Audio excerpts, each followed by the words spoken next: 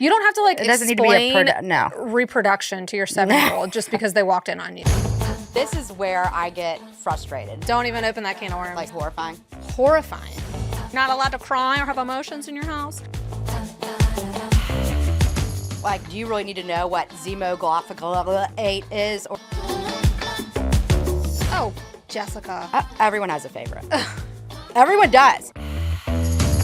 Lauren, you have any travel plans this summer? Kind of. Yeah, a little bit. That's nice.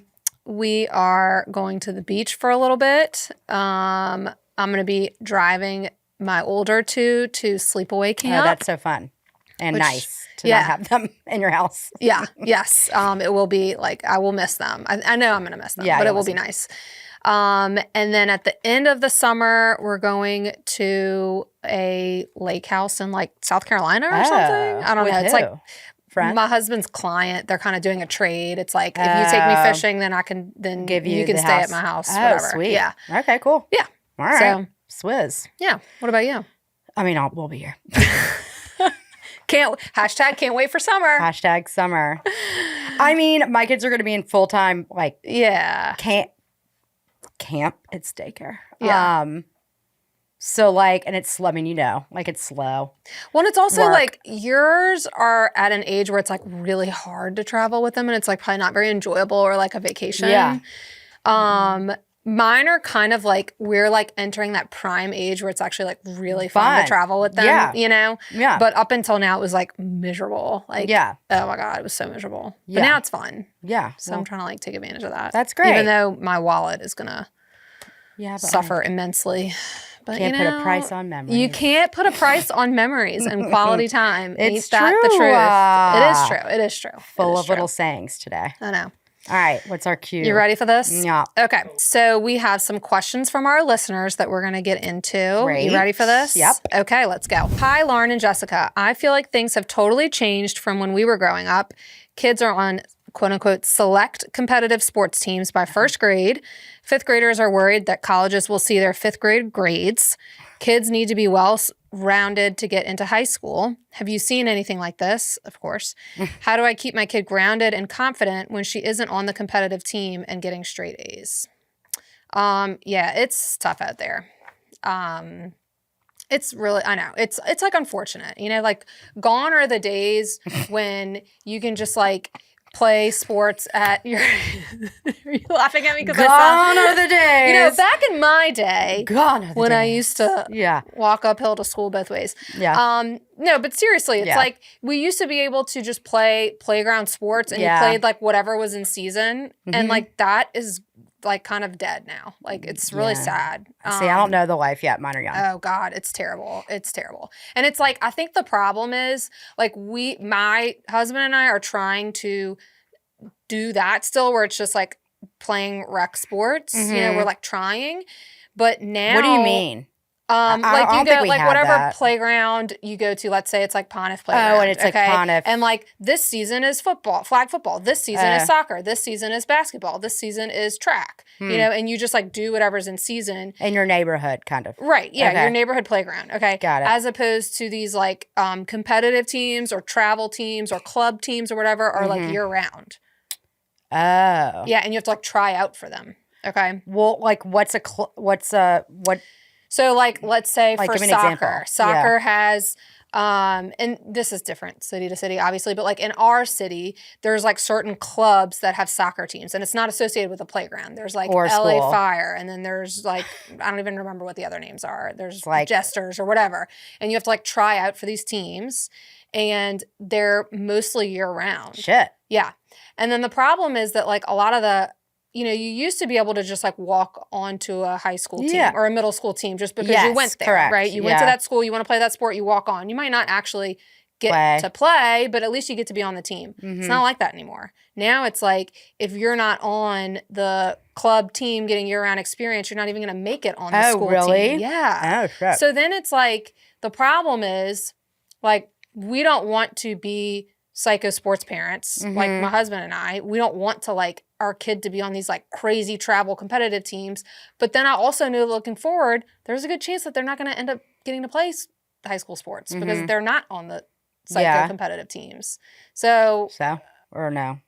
Well, I mean, I just like, I worry that like if they really wanted to play that sport in high school and then they don't have the opportunity, you know, like if they really wanted to be on the track team or whatever, the soccer team or something, but like they're not good enough to get on the team, then it kind of sucks for them. You know, they don't have an avenue to play sports then. Yeah, they don't? No. No. There's like no other. No, because at that age there isn't like just like rec teams that play, you know? Yeah, that does suck. So it does suck. Yeah. And it's unfortunate. So, I mean, I feel you on that. I think like if your kid really, really loves something and they want to commit to it, then, you know, you have a conversation with them and figure out like what makes the most sense for your family. Yeah. But her kid isn't sporty and makes bees or whatever. Right. And what does she say when it instill? What does she say? How do you keep your kid grounded and confident when they're not on the competitive team and getting straight A's?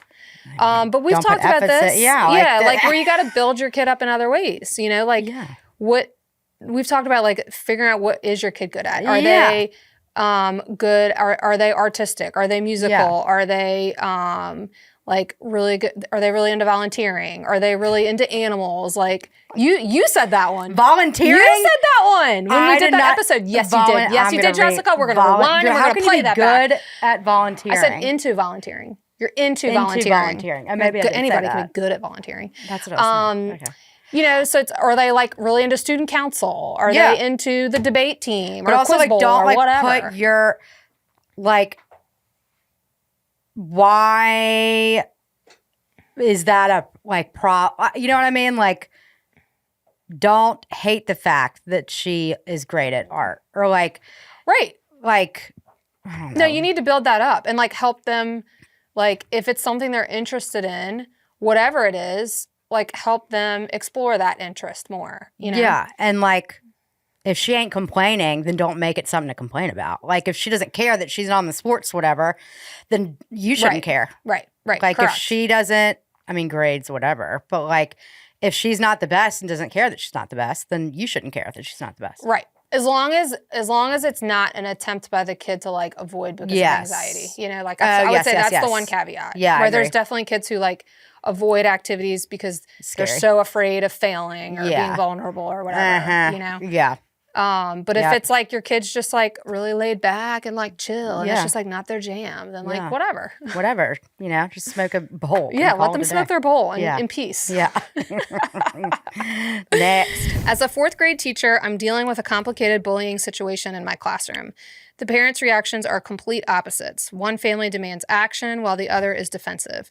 What advice would you give to parents on both sides of bullying? How can they best support their child whether they're being bullied or doing the bullying? Well, like, duh. The parents have opposite like reactions. Yeah.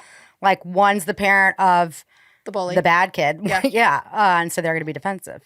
How do you talk to both parents? Like with compassion, empathy? Yeah. I mean, I don't know. I also think like explaining to parents that like, although like none of us like want kids to bully or be bullied, but this is like also part of the human experience. You know, it's not like this isolated incident that's only happening with these kids in this classroom. You know, that like this is like part of kids like learning how to interact and like learning where they fit into social groups and stuff, you know, and it's like not preferred, but it's not abnormal, you know? Right. I mean, I've had a kid who's been on both sides. One of my kids has been the bully and been bullied. Yeah. But like, can we bullied, like with the actual definition of the word bullied? He has been, I mean, we'll have to talk about it off air, but yes. Yeah. Okay. Yeah. I mean, he's little, you know, so it looks different in a 4th grader. Young, versus like a teenager or whatever. Yeah. I mean, how do you talk to the parents on both sides is the question. Yeah. I think you just like as the school, which I know this is really hard for schools to do, is like not taking sides. Yeah. You know? Like this is business. Yeah. Like we just have to, this is what we have to do. Yeah. So. And that's hard when you have a parent who is like super vocal and demanding. Yeah. To like not cower to them. Yes, you know? correct. And like. You have to hold your boundary. Yeah. You got to hold your boundary. And like, these are kids. Like, kids are still learning. Like, they're still learning like how to behave in the world. And like, we have to teach them. We can't just like expect them to know how to do all of this. You know, like that's our job as adults. And the parents who are like, you need to take action, da da da da da da. Like, what you're modeling is that the kid can't handle conflict or disagreements or whatever on their own. So you're now projecting that onto the school. Yep. And that's doing your kid a disservice. Now, if this is like an actual legitimate like bullying thing, like, I mean, like, I guess it's hard without like context. It's like, what are they, like is this like a fat shaming thing? Yeah. Yeah. I mean, you can like also tell the parents that like, you know what, here are like 3 things that you need to go prepared. Like, here are the 3 things we're going to do to like repair and rebuild. Yeah. Or whatever. Yeah. And I think that's the best outcome is like that you're teaching the kids and giving them skills to interact in a more positive way. You know, like that's the best way to do it. Like instead of like adults like over interfering, you know? Then that like, it's bad too. Cause then it's like, you know, one's the rat and one, you know, it's like, oh, you're a baby and whatever. Well, and like you also have to remember that when you look at like research into bullying, like the vast majority of kids that bully have their own like either have been bullied or have mental health issues. You know? So it's like part of the solution is figuring out why the bully's bullying. You know? And then helping them with whatever that is. Correct. In addition to helping the kid who's being bullied, like learn to advocate for themselves. And so it's, you know, it's not just about like punishing and giving consequences. Right. Yeah. Right. So do that. So go forth. Yeah, bye. Okay, this one's a good one. Okay. All right. Hi, moms. I'm mortified and need advice. Last weekend, our 7-year-old daughter walked in on my husband and I being intimate. We thought she was sound asleep. We quickly covered up and told her we were having grown-up time, but she looked confused and upset. She's been asking questions, and I'm not sure how to explain at her age. How do we handle this conversation appropriately without making it weird or shameful, but also not oversharing? And should we invest in a door lock ASAP? Yes, on the door lock, I would say. That's fair. Yep. Yeah. How old's the kid? 7. I want to know what they're at. This is just, again, like, I don't know. What are they asking? Right. But also, you don't have to answer the question. Exactly. Like, that's what because like my 2 older ones ask a lot of questions, a lot of questions. And a lot of times I'll just tell them like, I'm not ready to talk about that with you. Or like, you're not old enough for us to have that conversation. I'm going to have that conversation with you one day, but it's not going to be right now. Like, you don't have to answer everything. Yeah. You know? Like, you can just reflect and be like, that was really confusing for you. And sometimes it's hard to like deal with things that you don't understand and you're just not ready to, I don't know. Yeah. Like, you don't have to like it doesn't need to be reproduction to your 7-year-old just because they walked in on you. Like they're probably not ready for that information. No. You know? Like you can also be like, it's private. Yeah. We were having private time. Yeah. And that's it. And that's what adults do. Yeah. Sometimes. And like, you know how like you and Susie, like, I don't know, like you don't want me to come and play with you and Susie or whatever. It's kind of the same thing. Like we were just having our special time. Yep. Yeah. And like when mommy and daddy are in their room by themselves at night, like, you know, or I don't know, you have to talk about privacy. Like, like we need to knock on people's doors before we go in, before we enter. Yep. That's right. Yeah. So I think you don't have to make it a conversation about sex or like where do babies come from? You can just be like, that was private time. Yeah. I'm sorry that you're feeling confused or whatever. Yeah. You know? Correct. We are really struggling with finding what works best for our child with ADHD and anxiety.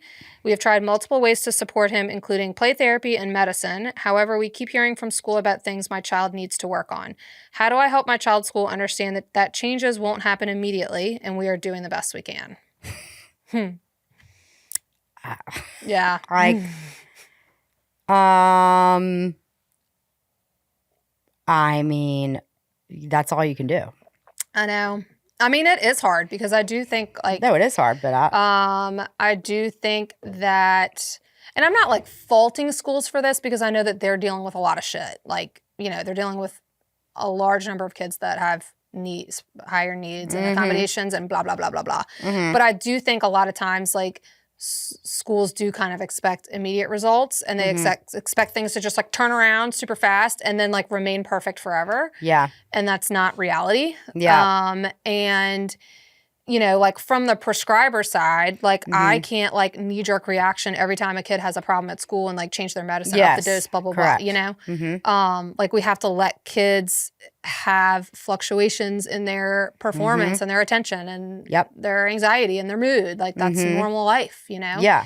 Especially with young kids that are developing so rapidly and their environment is changing so much, like they're going to have fluctuations. Yeah. You know? And it's like with meds, you know, it's like trial and error. Yes. Like there's like a period of like adjustment. Yep. But also like I think you can be transparent with the school and be like, listen, we've told you everything we're doing.